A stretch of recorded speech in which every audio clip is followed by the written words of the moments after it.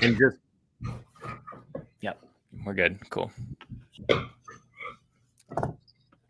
Hey, everybody. Welcome. Matt Hunckler here, founder of Powderkeg. I know people are still just filtering in, so want to get some of the ground rules out of the way, some of the logistics, some of the fun stuff like that. We are kicking off day 2. I hope you had an awesome day 1. Lots of highlights yesterday. I especially love the common threads of connection, of culture, and of course, speed. Speed is the killer app when it comes to startups and scaling a fast-growing tech company. So I'm sure we'll hear some of those themes today.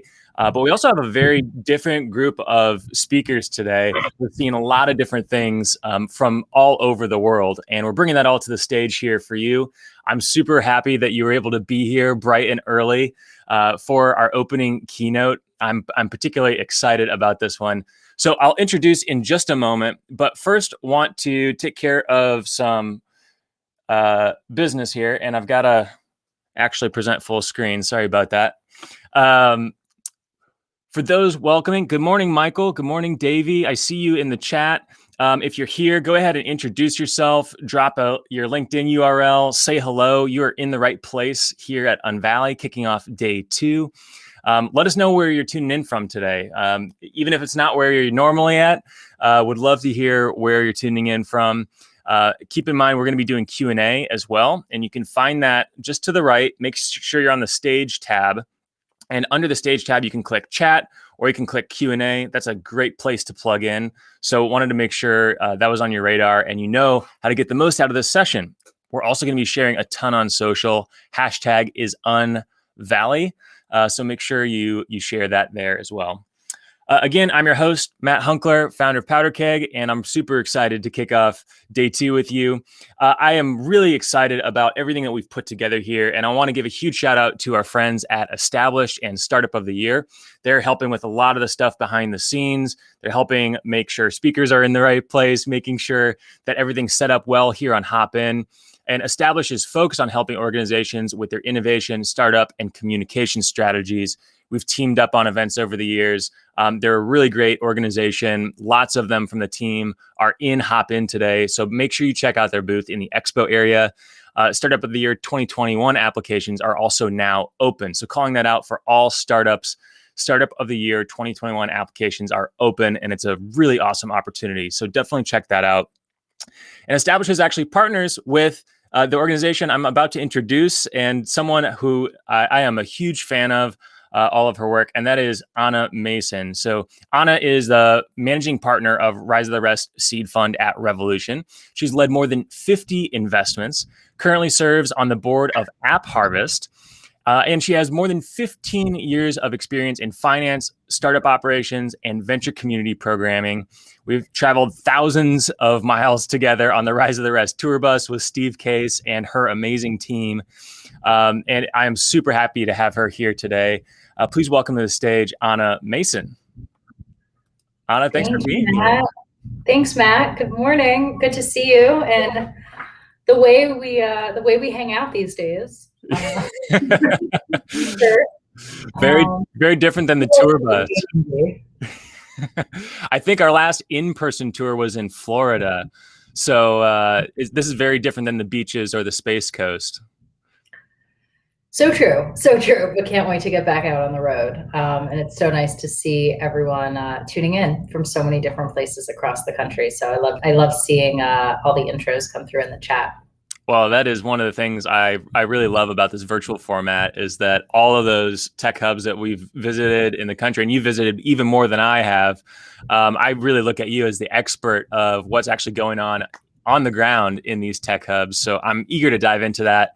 Yeah. Talk a little bit about the tech hubs, talk a little bit about the startups that are there. I know you've led a lot of investments, but figured we could talk a little bit just off the bat about talent and kind of through that lens, what makes Rise of the Rest cities such a great place to work in tech and plug in to some of these growing startups and tech companies. Yeah. As you and I know, because we're working together behind the scenes on some projects for Rise of the Rest around talent, it's It's been an incredibly hot topic here. I think obviously one of the reasons, I think it's bubbled up so much in our industry for two reasons over the last year. From my perspective, one is that the happy byproduct of any company raising more funding and getting out there is like the first thing you do after you raise is you build your team and you hire more people to help execute on that vision that you sold us investors on. And so funding and talent go hand in hand.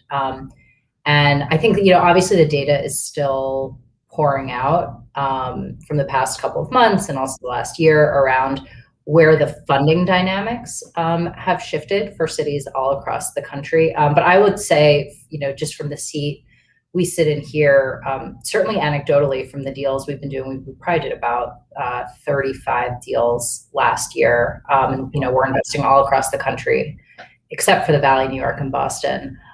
It definitely felt like there were more investors from the coast, more capital from the coast that were coming into these cities. So more capital coming in means more job opportunities coming in.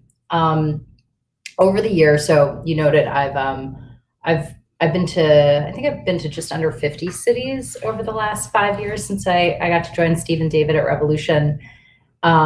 Just a few. Yeah, just a few. I can't wait to get back out on the road. I really miss meeting people where they are. I think it's one of the most important and special things we all get to do in this industry. One of the things we've always heard, and that I think we've seen directly in communities and with our companies, is this idea of access and community that exists in cities across the country. And one of the things that I spent a bunch of time thinking about over the last 6 months or so is there an unfair competitive advantage growing for cities all across the country because of what's happened, because everyone went online, and everyone, so many people in our industry really started working remotely. And I started to spend a bunch of time thinking about cities as startups, which is, I think, something I've actually long said. Like, I very much so believe cities themselves are like startups. And if you are a startup, then how should you be thinking about your city? How should you be thinking about talent within your city? And I've been thinking a lot about moats and competitive advantages and competitive landscapes. And I think when I think about connecting the dots between what everyone's always said and what we've seen around connective tissue and increased access in communities, I think for smaller emerging startup hubs, you have this idea that there's more specific and unique access, and that I think is a really special part of what we're seeing on the ground in these different cities. So I'm excited to get more into the weeds with you, because as I was thinking about the questions and topics for this event, for the past 5 years, I would have had answers that I just would have riffed off, from everything we've been seeing. I'm always, traveling and on the road. And it's been really interesting and fascinating to actually really sit down and think about the role of place in all of our lives right now. So I'm excited to dive into that a little bit more. It definitely plays an interesting role. And one of the things that Gary Vaynerchuk said yesterday in yesterday morning's opening keynote is that he's had the best year of his life business-wise, and he did it all working from home. The fact that, very similar to you. That guy's traveling all over the world all the time, plugging into different hubs. And this past year, we've all mostly been at home, or at least close to the office, rather than traveling around. So it's definitely a shift, and it's really encouraging to hear that you're seeing more investment from the capital that's on the coast, because I know historically 75 and at times even 80+% of all venture capital goes to just 3 states. Yeah. But it sounds, California, Massachusetts, and New York. And it sounds like that's shifting. And, really, I saw a tweet from Alexis Ohanian a couple of weeks ago that said, Rise of the Rest is looking really prophetic right about now, just with how many years you've been focused on this trend and seeing the huge opportunity in startups between the coasts. what are some of the things you're hearing from investors and VCs on the coasts in San Francisco, New York, Boston? We're really seeing an openness to invest everywhere. And it's not, I think it's not just that we're hearing it, but we're seeing it in the lead term sheets that are coming in. And, I'll share a funny story, which I think speaks to the fact that we're moving in the right direction, but we're definitely not quite there yet.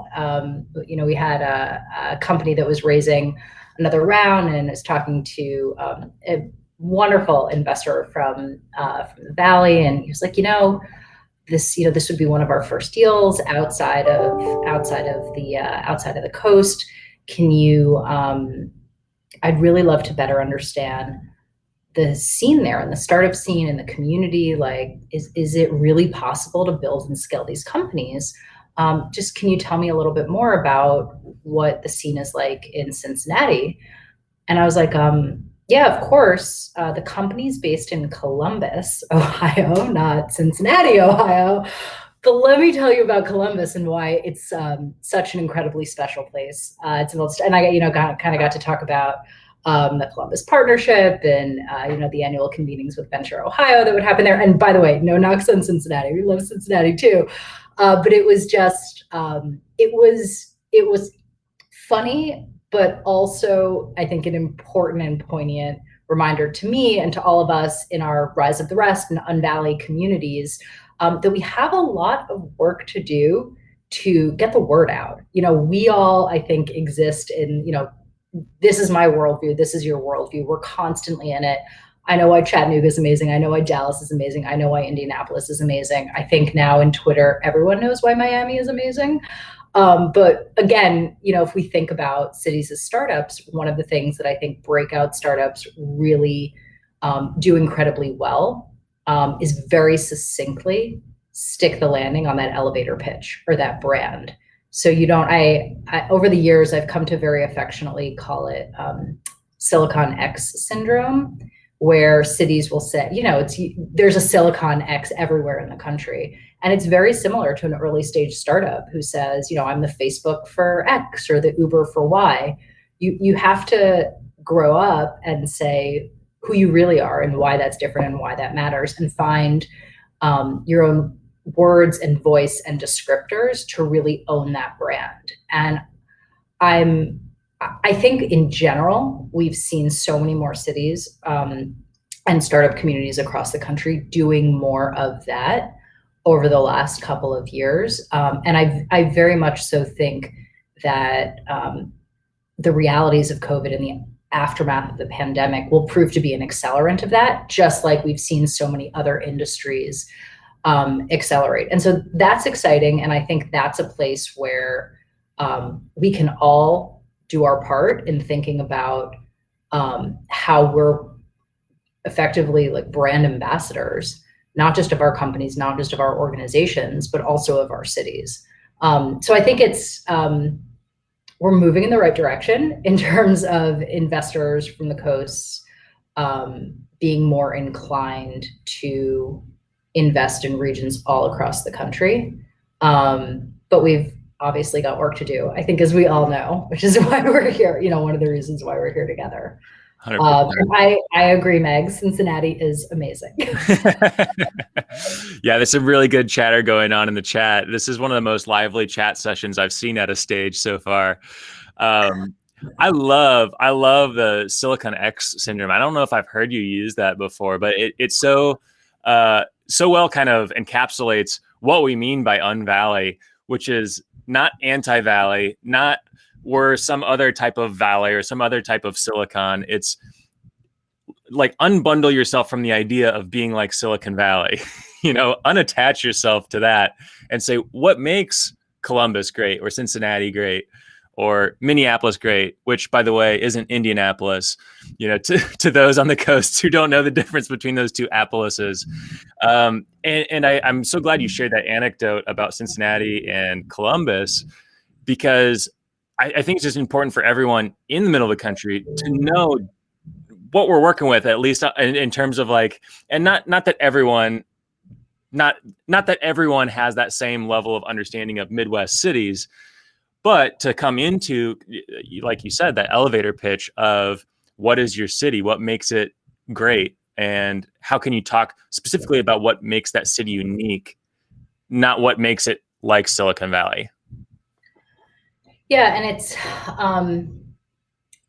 so I have maybe a couple follow-ups on this point, and I'm also going to pick up the thread on your reference to unbundling, because that's actually been, I think, a core part of the inner monologue existential crisis I've been having about place lately. Sure. I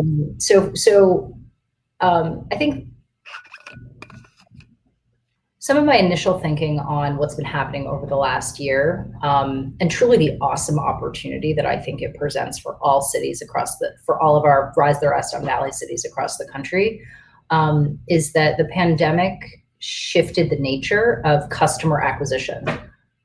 If a city's like a startup and you're trying to figure out how you acquire customers to your startup, I think historically customers were companies, and you had massive economic development campaigns that were functionally a B2B strategy in terms of how you bring more opportunity into your city, or how you create more opportunity on the ground for existing companies in your city. And there was maybe a little bit of like an old school analog economic development playbook that went along with that around tax incentives and building credits and other things like that. And in what Steve often calls the shake the snow globe moment, that I think the pandemic and hopefully its aftermath continues to be, is that we may be in a moment where, not wholesale, but we're certainly now also seeing a direct to consumer acquisition strategy. And I find that to be fascinating and exciting, because there are so many different tools that are at a city or a startup's disposal when you're thinking about how you can communicate directly with people and customers. And I think there are so many powerful pages out of direct-to-consumer playbooks that can be taken on this front. And by extension, then that puts us in a place where you have to start to think about retention, right? Like, everybody can go ahead, and if I'll just bludgeon this analogy for a minute, like, you can go and you can acquire customers really cheaply with Facebook ads or Instagram ads. But after a certain period of time, those costs are going to go up because you've already captured your early adopters. And so what are you actually going to do? We all know it's cheaper to retain a customer than it is to acquire a new one. So what are you really going to do to develop infrastructure? And that's where I think we come back to this idea of community. Like, does your community, and you and I have, I think, talked about this in the past, like, does your community have a tech stack? Does your tech community, does your tech community have an ecosystem stack, and vice versa? And there's so much power and potential in how you think about creating infrastructure to support your communities, so that you don't have kind of fly-by-night people who just said, oh, I'm going to come and hang out and spend a couple months in these different cities, but you can really start to build long-lasting bonds. And so this idea, so this kind of takes me back to your comment around unbundling. Mm-hmm. And one of the things I've been thinking more about is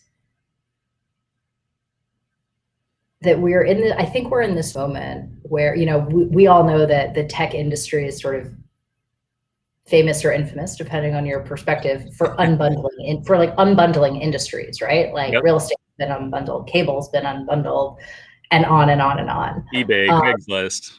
And it feels to me like we're in this moment, and I really think we might be in the heart of the moment where work and life are functionally being unbundled.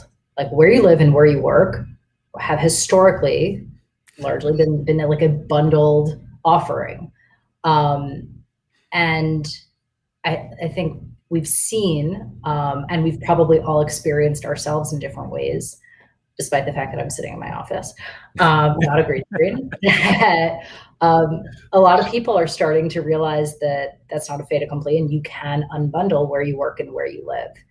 And so I think we're in this moment right now where startups within our Unvalley communities and cities, like Rise of the Rest cities, actually have some work to do on their own, because we're in the great unbundle of work and life. And so that's a great opportunity, I think, for everyone. For startups, because from a talent perspective, now you can go after more remote employees and team members. We polled our portfolio and we learned that about 20+% of the portfolio had remote work options pre-COVID, and more than 70% plan to have some or 100% remote work options afterwards. Like, that's fascinating and wild to see. And then at the same time, sort of in our ecosystem and community work, we're talking to cities all across the country, and we're hearing about all these different people moving. So I think we're in this moment where, Loop Ventures wrote a great piece a while back on the value of unbundling and how you think about the cycle of to bundle and to unbundle. And that's kind of functionally the cycle of not just what we see in tech, but I think also our lives. And one of the great advantages of unbundling is, like, you just do one thing really well. Yeah. And so I think startups have the opportunity right now to really just lean in, sell your culture, sell your vision, sell your values, sell your game-changing opportunity. And you've got more opportunity to acquire more talent. The pool has naturally gotten bigger. On the other hand, I think you've got cities have an opportunity to sell their communities. Sell the lifestyle, sell the cost of living, sell those opportunities. And then I think there's a moment, like when we get together next year in some fashion, hopefully in person, I think that'll be the time to explore what the rebundle looks like. And how do startups technically headquartered in a certain city and startup communities like Indy and Cincy and others, what does the rebundle look like, and what does that partnership between city and startup look like, that I think is going to be very different than what any of us have seen over the past 5-10 years as our communities have been built from the ground up. So it's exciting. It's exciting. I've got ideas, and I'm excited to hopefully start getting back out on the road and seeing what everyone thinks on the ground. Well, it is exciting because obviously Black Swan event last year, the shaking of the snow globe, certainly shook things up for everybody. Lots to adapt to. But as we're coming back together and coming out of this pandemic, I think there's still going to be another year or two of kind of sorting out what does this look like. And you touched on so many great themes there. But one of them I want to dig in a little deeper on is startups, needing to make sure that they market their culture, market their vision, their values, their mission. And you and I were talking a little bit backstage prior to this. I know you've seen how even early stage startups are prioritizing talent attraction. What are some of the things that you're seeing sort of on the ground with your portfolio companies and how they're prioritizing talent attraction? One of our companies that is in the hospitality sector, and I think they've actually been, when you think about what happened to the hospitality sector this last year, they've, I think, not only been a survivor, but are really coming out thriving. They're in the outdoor asset light, sort of experiential space, Collective Retreats out of Denver, which has an incredible outdoor tent hotel room type of their tents and totally looking that up after this. Yeah, they're incredible. They started offering mental wellness sabbaticals to their employees, and it's a process to kind of figure out what that looks like and how you work through it. But that's an example that's really stuck with me, because one, they themselves work in their business is is experiential hospitality. And so it's all about how you make people feel. And they're in the business of, over this last year, really being the tip of the spear in terms of helping people unplug, disconnect, or reconnect in a different way, whether it's with nature or with close loved ones, find new ways to sort of find the calm within the storm. And I'm like bursting with pride and excitement and awe, I think, at the way they really internalize that from a cultural standpoint, to say, like, this is what we're putting out into the universe for our customers. What are we doing for our employees that matches and mirrors that? Because they're working harder than they've ever worked before. In many respects, when you think about the hospitality industry, they're a different type of frontline worker, because unlike so many of us who are connecting over Zoom, you have to be there in person to manage what's going on at the property. And I think that's such a great example to me of a startup, with far less resources than a publicly traded company, recognizing for itself, I think, the reckoning that we're actually seeing in the public markets, which is, we went through a period, I think, with the onset of sort of the early days of the social media era, where your customers were your most important stakeholders.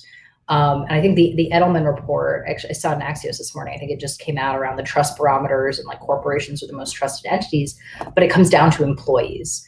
And it's not to say that customers aren't important. Of course they are. But employees are increasingly driving the conversation and direction around what companies do. And I think there's been a real opportunity for so many of us, hopefully on the investment and on the startup side of our communities, to turn inward more to our company cultures over this last year. And I think in the same way that people had the opportunity to take a beat and think about the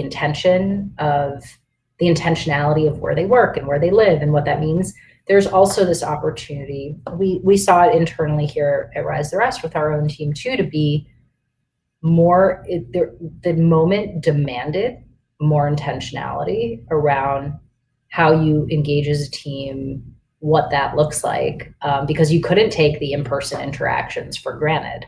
And I think that's one example, but I think it also plays to emerging trends that we're seeing in both the public and private markets.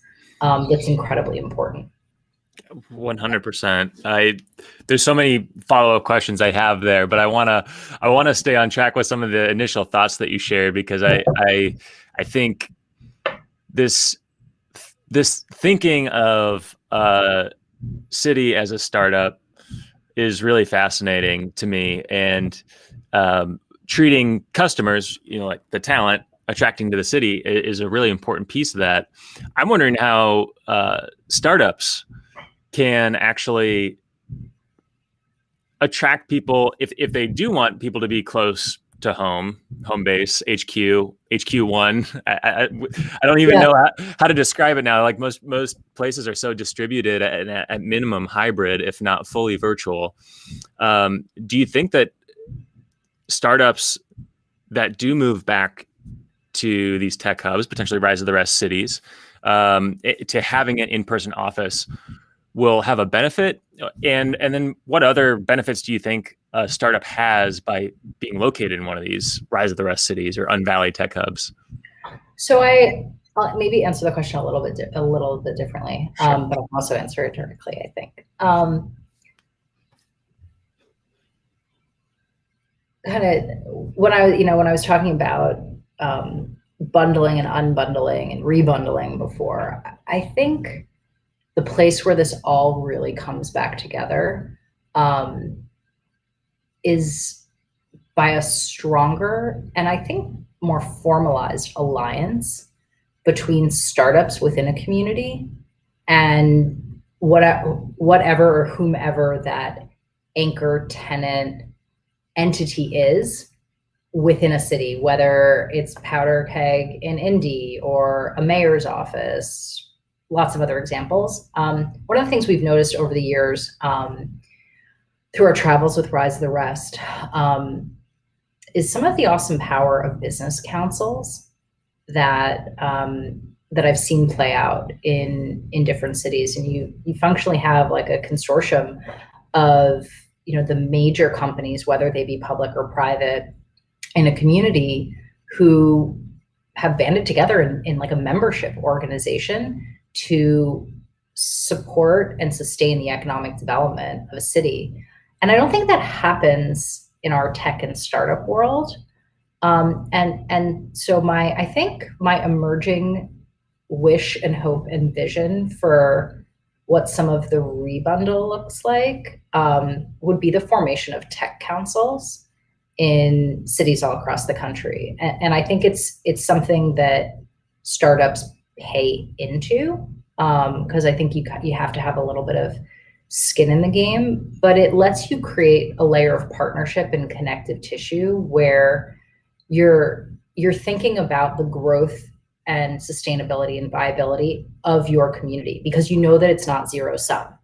You might attract half a dozen incredible engineers or product people or ops people to come and work at your company. You might not necessarily retain 100% of them, but it's a win for the city, and by extension, it's a win for your company if the city retains them and if the community retains them. And that's part of the great de-risking, I think, of all of our emerging startup communities all across the country. And so now that you have all of the major tech companies, many of whom obviously grew up and scaled in Silicon Valley, implementing or cementing remote work policies, it's the most awesome opportunity and low-hanging fruit for our cities all across the country, because now you've got product people and engineers and all these people who couldn't unbundle before. And now they're like, well, I would really prefer to live in Salt Lake City, because have you been to Salt Lake City? It's amazing. And on and on and on. And then who knows, like, you know, everyone goes through cycles in their careers in the same way that companies and markets go through cycles. So at one moment you might want more risk, at another moment you might want less. And so I think there's really awesome opportunity there. So I know I entirely didn't answer your question around what companies specifically can do, but I think I didn't answer it because I'm not 100% sure that needs to be answered or solved right now. I think it's like, don't overthink all aspects of it. The mental load of that strikes me as being incredibly intense. And that's in addition to figuring out how to run and scale your business. One thing I will say, so, okay, I'll go ahead and offer up a specific answer before we shift gears. You know, we're working on this Rise the Rest Tech Talent Tour, this virtual career fair we're going to do. We have, you know, more than 100 companies in our portfolio, or, oh, there you go, fancy, thanks, Matt. You know, more than 100 companies in our portfolio are hiring, have more than 1,000 open job opportunities. So we said, hey, let's take advantage of this virtual moment and let's host a monster virtual career fair on June 24th to help connect job seekers to all these awesome opportunities. One of the things that we've seen internally at our end, which is exciting and heartening, is actually how many of our portfolio companies have chief people officers, VP of people, hiring managers. Even though we have more than 150 companies in our portfolio, I will say we haven't always been as exposed to that type of team member. And so I can't say for sure if this is a shift change or it's always existed, but many more companies at the early, you know, seed, Series A, Series B stage than I might have imagined have people on their team. And every organization, whether you're 5 people or 5,000, like every organization is the sum of its people. And I'm so inspired to see early stage startups recognizing that, thinking about that, and leaning into the people function. Because at the end of the day, I believe that as a CEO of any company, startup or otherwise, your number one job is to continue to replace yourself out of roles as the company scales. And to do that most effectively, I think you need someone in a senior role at your team who's dedicated to that. And so that, I think that's important and powerful, whether or not you have a physical space where people can meet. The right career fair link was in the chat here. We got a lot of people excited about that. I'll drop it in.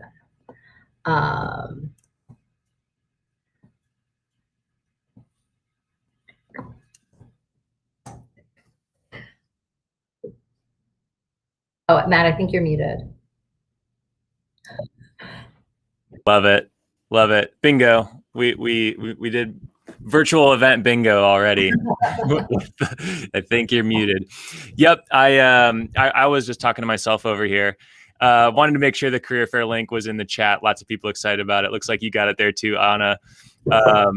For those that are just listening and maybe working on something else, or you're working out or something and listening to the session, it's careerfair.revolution.com.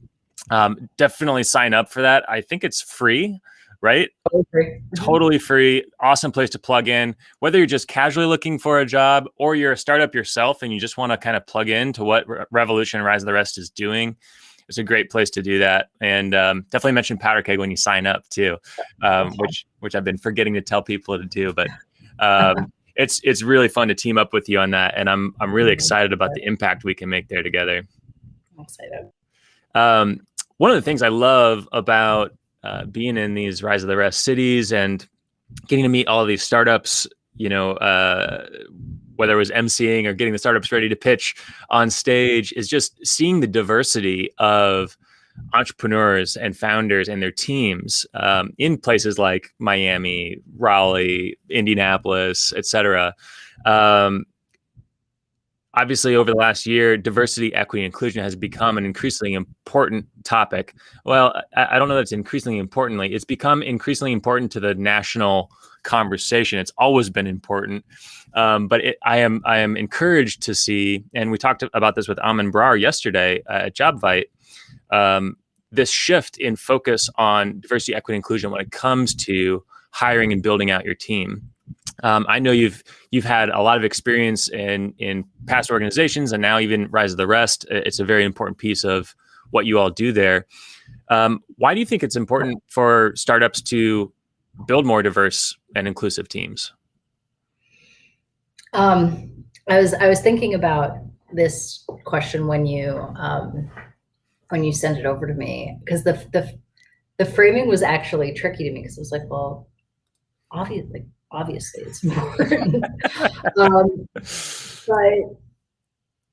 it's not necessarily obvious to everyone. And so intentionality, this comes back to sort of the, I think change and opportunity happens at the intersections. And so, the intersection of, I think, intention and branding, frankly, kind of like coming back to my Cincy versus Columbus, like some people just don't know.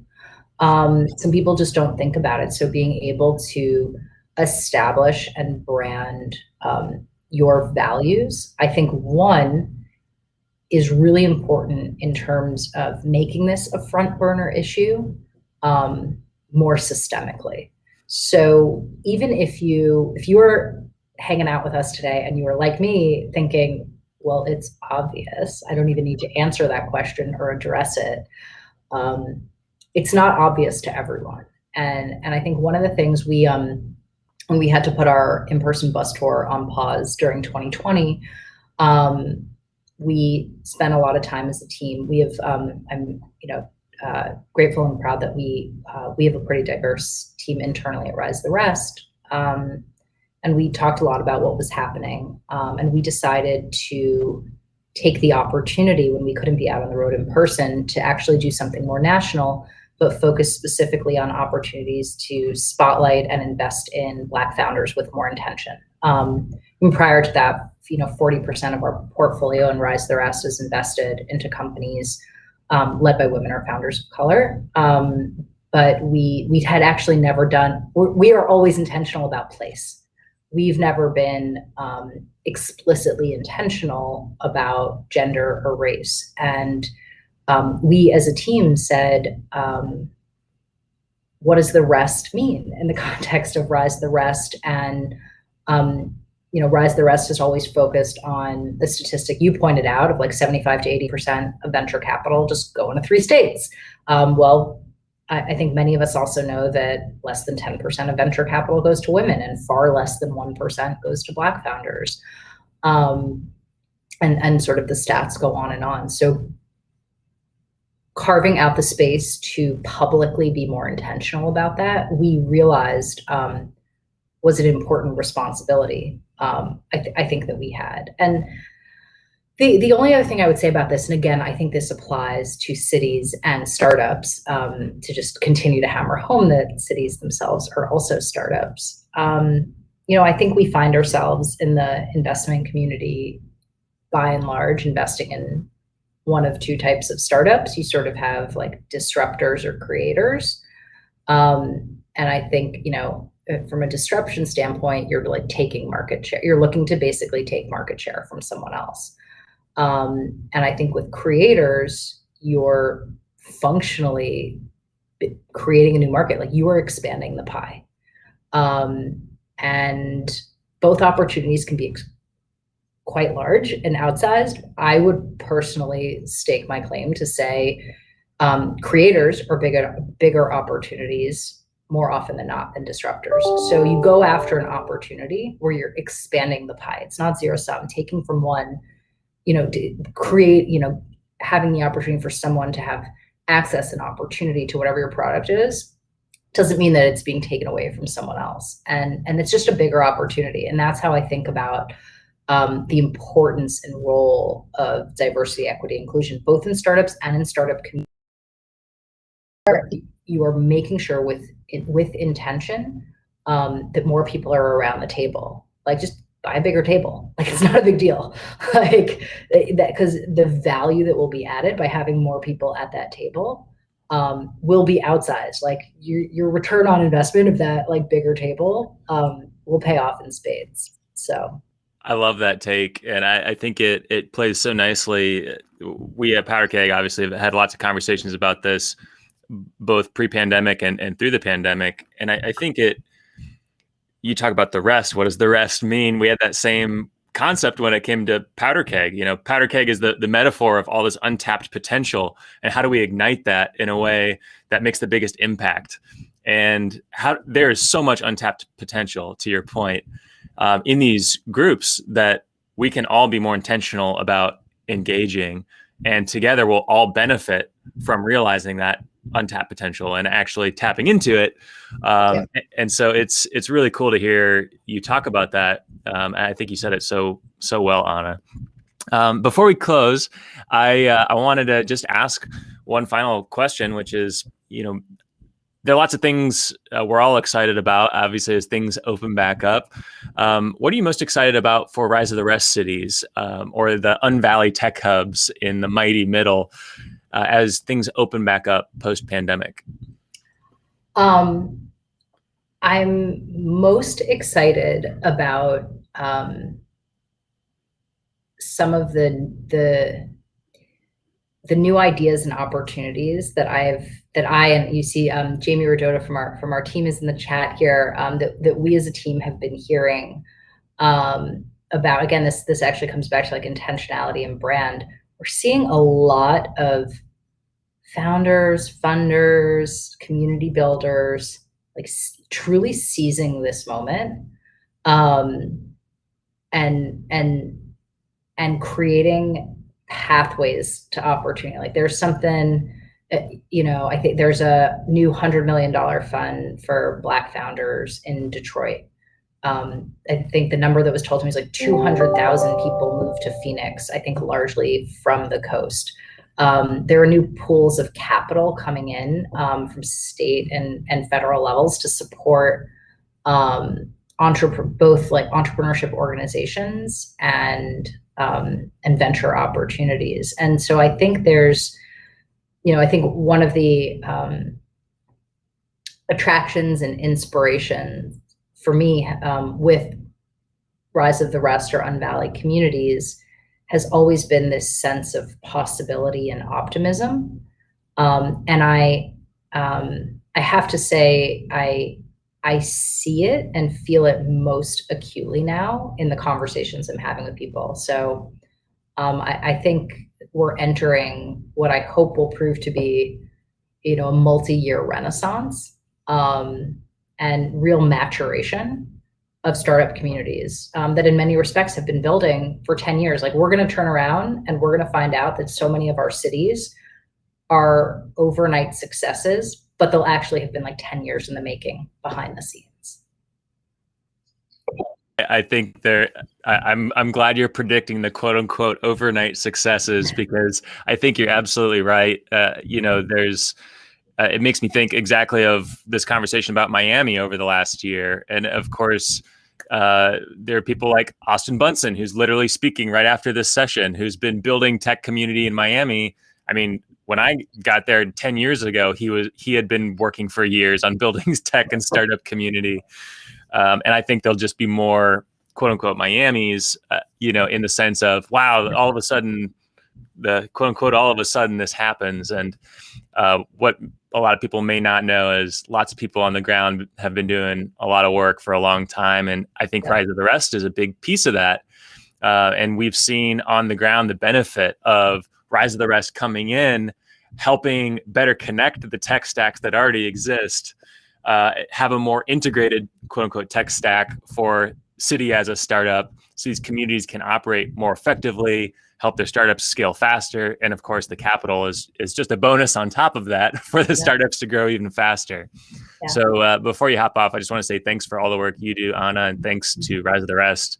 We love working with all of you, and it's amazing the impact that you're making here in the mighty middle. Same. Well, it's the feeling is very mutual, and thank you for having me. And I'm excited to see what the rest of the day today at Unvalley brings. Absolutely. There will be a lot. And for those of you here, stay tuned. But I just want to say thank you, Anna. This has been awesome. All right, friends, don't go anywhere, because I do want to make sure you caught that. The Rise of the Rest Tech Talent Tour is happening June 22nd to 24th. The URL is right here. We'll also repaste it here in the chat for you here in just a moment. If someone could do that and grab it from above, that would be awesome. Make sure you mention Powderkeg when you register, get signed up. There is also a booth. You saw Jamie from the Rise of the Rest team here in the chat. He will be at the Rise of the Rest booth, so definitely connect with him.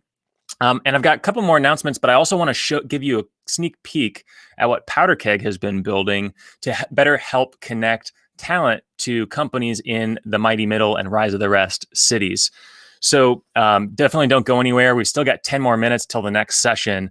So I'm going to give you kind of a behind the scenes look at what we've been building. But first, I want to make sure I give a shout out to a couple of our partners. First and foremost, Blast Media. We talk about creating more awareness and branding a city and making sure messaging gets heard. Blast Media is expert at that. I've worked with them personally throughout my career in SaaS at a number of different organizations. And even now at Powderkeg, they're the only PR firm in the country focused on B2B SaaS. They've run all of our PR at Powderkeg for years, and they're growing like crazy. So definitely check out Blast Media. And of course, their president, Lindsay Grepper, you probably saw her on the schedule. Her session is at 3:30 p.m. today. So if you want to learn a little bit more about branding yourself, branding your city, branding your startup, that's a great place to do it. And then certainly want to give a huge shout out to Advisa. They do leadership development that helps organizations hire better people and get the most out of their teams. We work with them at Powderkeg as well. This concept of getting the most out of your team and building magnetic cultures, this is what Advisa is expert at. So definitely check out Advisa and their consultant, BJ McKay's session at 11 this morning, Eastern. And he'll be talking about how to level up as a sales leader in 2021.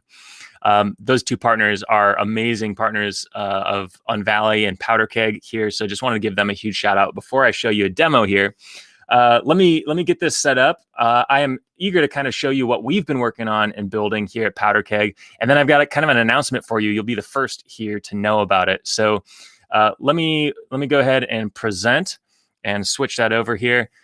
So Powderkeg, as obviously this Black Swan event that we were just talking about with Anna and the Rise of the Rest team last year, the snow globe moment, a lot of things changed, and we just saw a huge increase in interest in tech between the coasts and the startups and scale ups and enterprises that are growing very quickly in areas outside of Silicon Valley, New York, and Boston.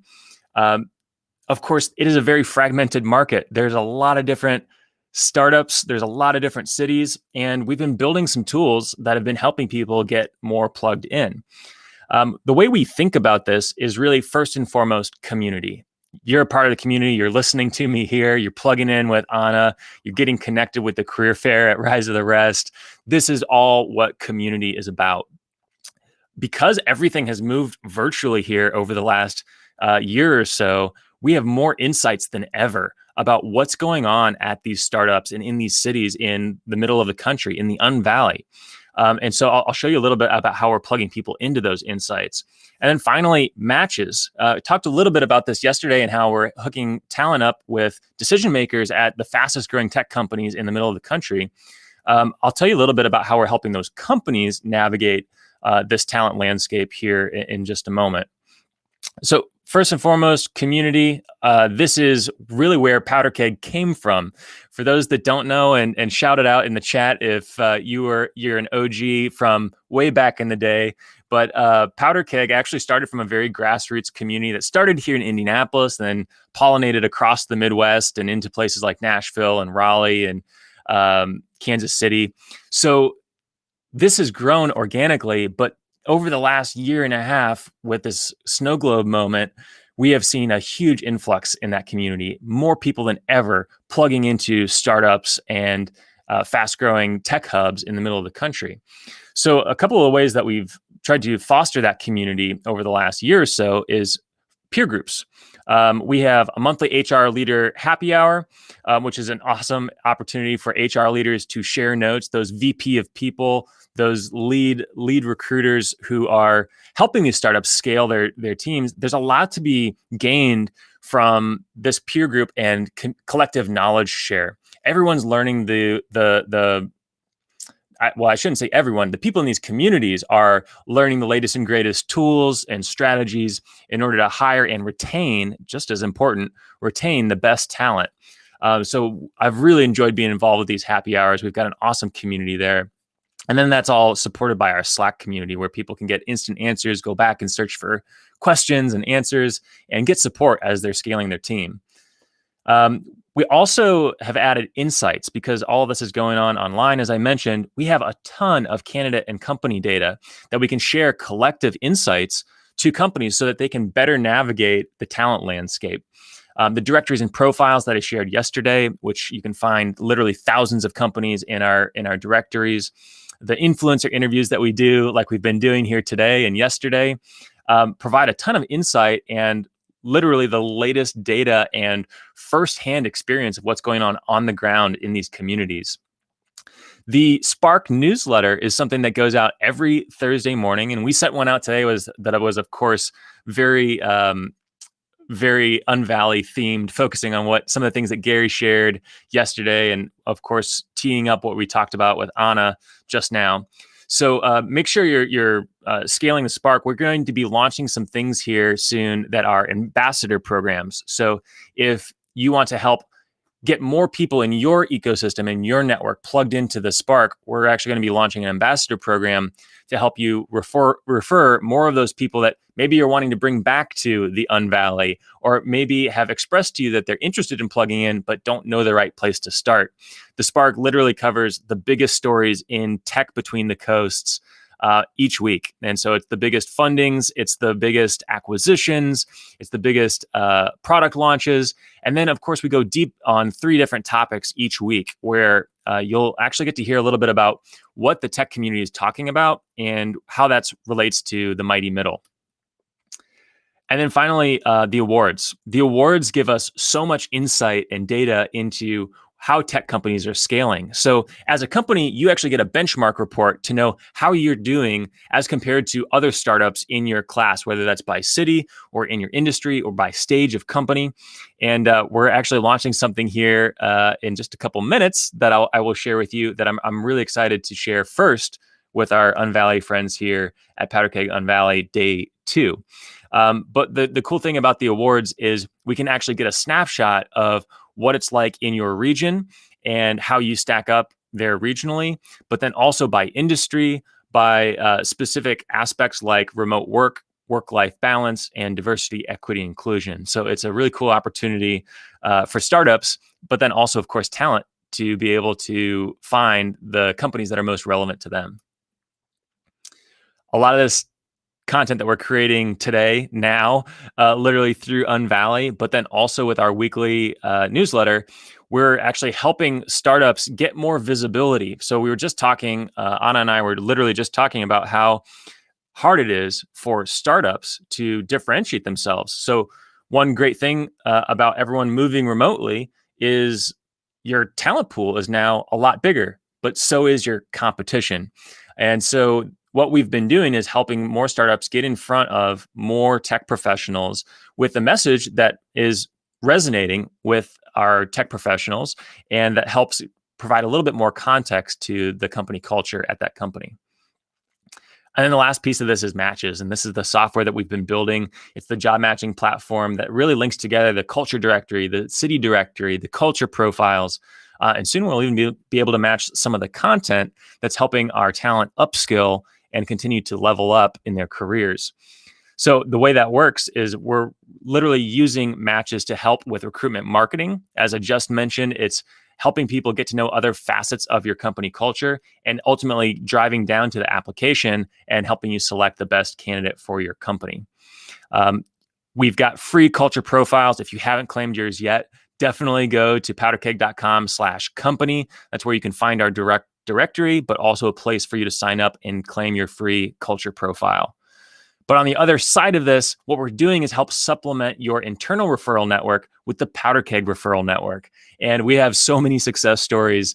And you can check out some of those success stories in our virtual booth here at Powderkeg Unvalley. But the way it works, I shared a little bit about this from the candidate side yesterday, where the candidate can tell Powderkeg what they care most about, but we can actually match that candidate up with the best career opportunities in the Powderkeg ecosystem, which includes other ecosystems like Rise of the Rest, like tech hubs like Nashville, and some of our partners there like Launch Tennessee. So there are so many opportunities for companies to get in front of talent and get discovered in a pool where there's so much more competition now in terms of where to work. So candidates get to review their matches, pick their best matches. We are constantly sending literally dozens of messages each day, if not hundreds of messages each day to employers with candidates who said, I'm interested in working at this tech company. I checked out their culture profile. I'm excited about what they're building. So plug me in. And so we're actually making that double opt-in email introduction so that companies can profile their culture, view culture matches, and connect and hire. And we're supplementing all of that with a weekly digest of talent. So if you're a tech professional and you want to be featured in the Talent Digest, definitely hit us up in the chat and let us know. If you want to direct message me or someone on the Powderkeg team, we can also do that if it's a confidential thing. A lot of these people are still actively employed at other companies, but looking to plug into the Mighty Middle and the Unvalley. So it's just another great opportunity for people to plug in. And I wanted to share that with you because obviously there's so much that we're building right now. And there's a lot to show. Would love to demo some of it for you, which again, we're doing right now at the virtual booth, or we will be at 10:30 this morning at our virtual booth. So I wanted to call that out. And before we wrap here, I just wanted to give one more last shout out to a couple more of our partners.